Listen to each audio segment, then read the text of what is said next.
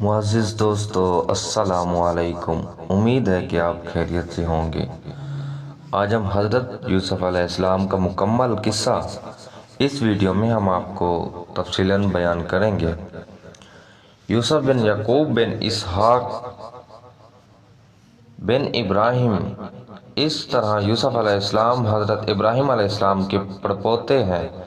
ان کی والدہ کا نام راحیل بنت لیان ہے۔ بعض روایات سے معلوم ہوتا ہے کہ حضرت یوسف علیہ السلام کی والدہ کا انتقال ان کے چھوٹے بھائی بن یامین کی ولادت کے مدت نفاس ہی میں ہو گیا تھا۔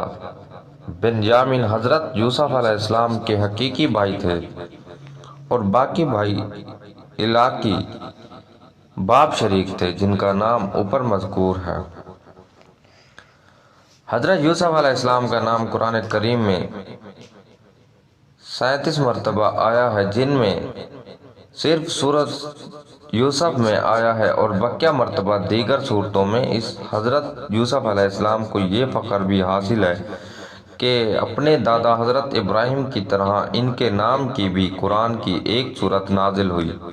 قرآن عزیز نے یوسف علیہ السلام کے واقعہ میں جس قدر نوعیت کے اعتبار سے عجیب، دلکش اور زمانہ عروج و زوال کی زندہ یادگار ہے، یہ ایک فرد کے ذریعے قوموں کے بننے اور بگڑنے، گرنے اور ابھرنے کی ایسی بولتی ہوئی تصویر ہے جو کسی تشریح و توضیح کی محتاج نہیں۔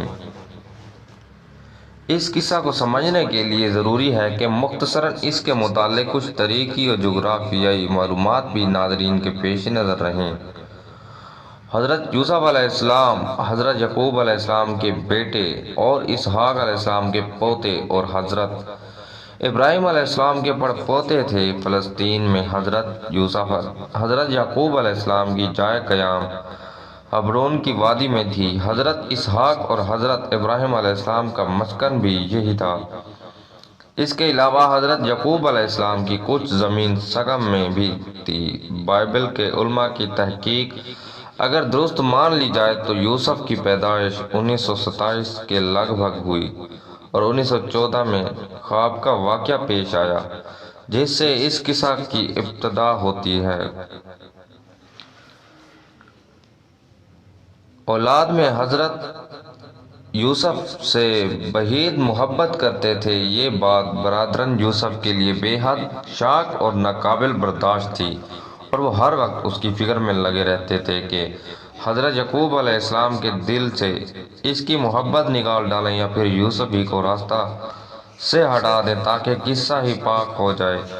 ان بھائیوں کے حادثانہ تخیل پر تازیانہ یہ ہوا کہ یوسف علیہ السلام نے ایک خواب دیکھا کہ 11 ستارے اور سورج چاند ان کے سامنے سجدہ ریز ہیں۔ یعقوب علیہ السلام نے جب یہ خواب سنا تو سختی کے ساتھ یوسف علیہ السلام کو منع کر دیا کہ اپنا یہ خواب کسی سے بیان نہ کریں۔ ایسا نہ ہو کہ تیرے بھائی تیرے ساتھ برائی سے پیش آئیں۔ اور تیرے خواب کی تعبیر بہت صاف ہے۔ جس وقت حضرت یوسف علیہ السلام نے یہ خواب دیکھا تھا اس وقت حضرت یوسف علیہ السلام کی عمر باختلاف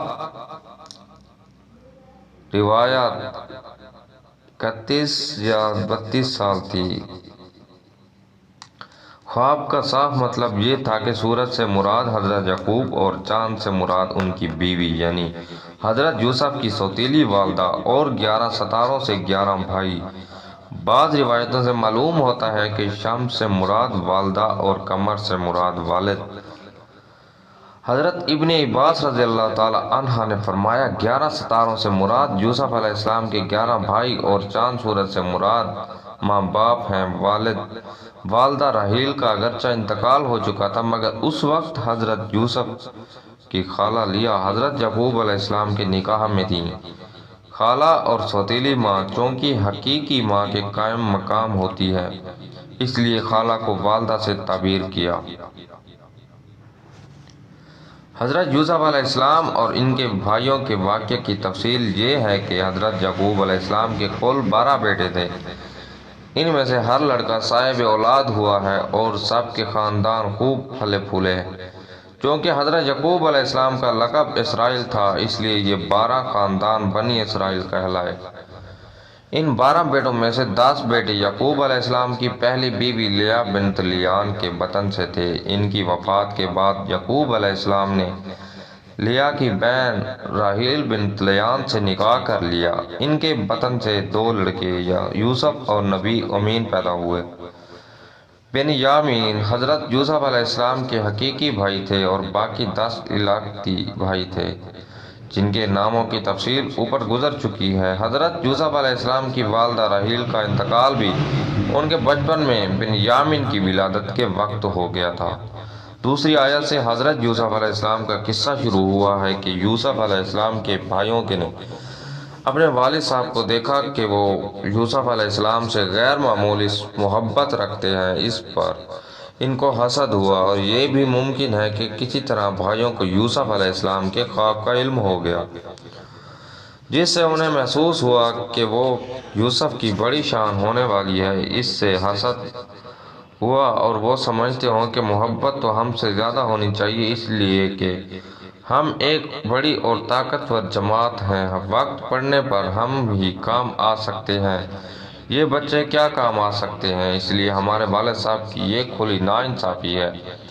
اس کے علاج کی 2 صورتیں ہو سکتی ہیں، یا تو یوسف کو قتل کرو یا دو تاکہ قصہ پاک ہو جائے، یا پھر ان کو کسی دور دراز ملک میں پہنچا دو اور اس طرح والد صاحب کی توجہ اور محبت تمہارے ساتھ مخصوص ہو جائے گی۔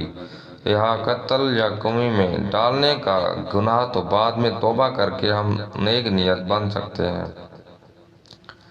جب بھائیوں کے درمیان مشورہ میں یہ بات طے ہو گئی کہ یوسف کو کسی اندھیرے کنویں میں ڈال دیا جائے تو اپنے والد صاحب کی خدمت میں حاضر ہوئے اور خیر خواہانہ انداز میں یہ درخواست پیش کی کہ ابا جان، یہ کیا بات ہے کہ آپ کو یوسف کے بارے میں ہم پر اطمینان نہیں، حالانکہ ہم اس کے پورے خیر خواہ اور ہمدرد ہیں۔ کل آپ اس کو ہمارے ساتھ سیر و تفریح کے لیے بھیج دیجیے کہ وہ بھی آزادی کے ساتھ کھائے پیے اور کھیلے کودے، اور ہم اس کی پوری طرح حفاظت کریں گے۔